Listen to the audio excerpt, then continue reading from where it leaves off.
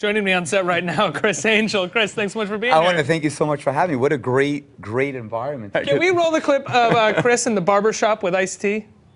Ooh, fresh right out of the package. Do you need the other one? No.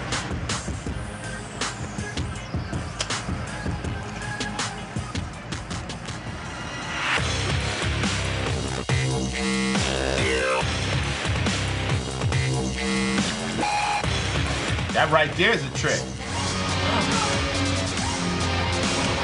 Oh.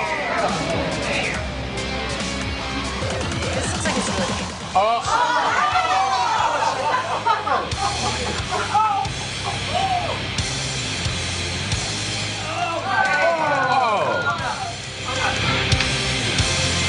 good. It came from a real scenario. I was at Brooke Shields' house one time. It was her birthday, and her mom, when she was alive, she threw this party. She asked me, can I perform at Brooke's party? So I said, sure. So she's like, can you do that thing that you do with the razors? And I said, sure.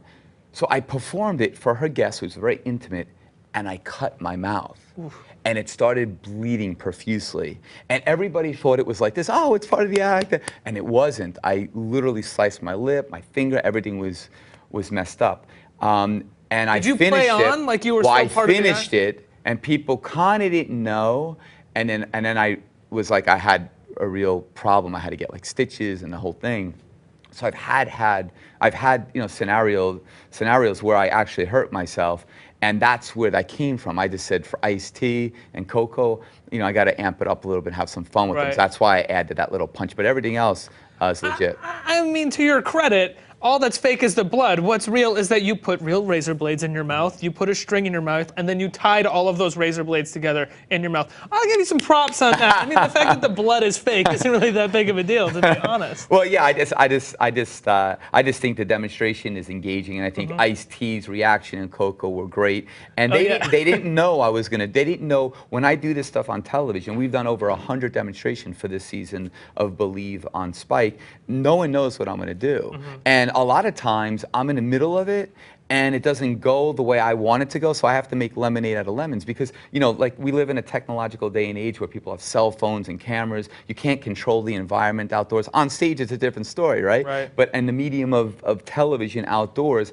it's like you can't control that. So you got to be really quick and improv, quite a bit to kind of make something work. I'm curious, what is the worst injury that you've ever had from doing these demonstrations? You talked about these mouth cuts from the razors. What is the worst injury that you've ever suffered? I have a huge piece of my leg missing out right over here, and there's a huge scar. I have a chunk of my leg removed because I had an explosion, a blast that happened in a demonstration years ago. I've had nerve damage in my right foot from being electrocuted.